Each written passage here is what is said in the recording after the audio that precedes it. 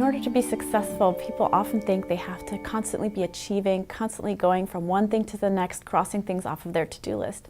But as a consequence, they're not in the present moment, and their productivity would be so much greater if they stayed present, as well as their performance on their tasks. What's more is that their relationships would improve drastically. So what research on charisma shows is that highly charismatic people are people who are able to be so fully present with other people. And that's what leads to that incredible connection and that influence that they have. Research shows that our mind actually wanders about 50% of the time. And research also shows that when our mind is wandering, we are never as happy as when our mind is in the present moment. So if your mind is in the future worrying about something that's going to happen, or in the past because you're regretting something or angry at somebody, you're more likely to feel more negative emotions.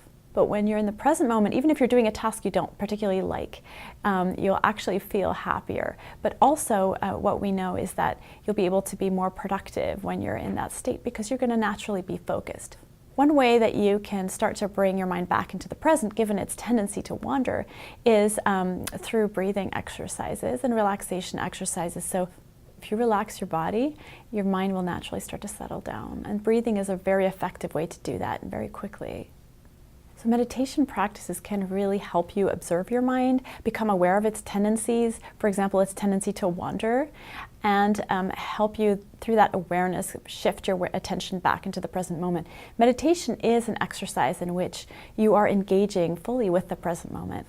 So it's a fantastic way to train your mind to be more present with what is going on right now. We currently are in a time and age where multitasking has just become the norm. We're constantly being pinged by our devices. We're constantly receiving emails, and all day long, it's as if we were being interrupted from our stream of thought. What's more is that we interrupt ourselves. So we will interrupt what we are doing to check our phones, for example. So multitasking, however, is very draining on our system. Our attention is constantly in demand. It's as if, you're working on 12 different things at the same time. You can't give your all to one of those things. With meditation practices, you can really train your mind to be more present and help you to stay on task with what is going on. Research shows that people who meditate can increase their attention span. In fact, in some research studies, we use a task called the attentional blink task, in which you show people a number of different images in very fast sequence. And usually, we would only pick up every fourth image. We don't actually see the others. That's why we call it the attentional blink.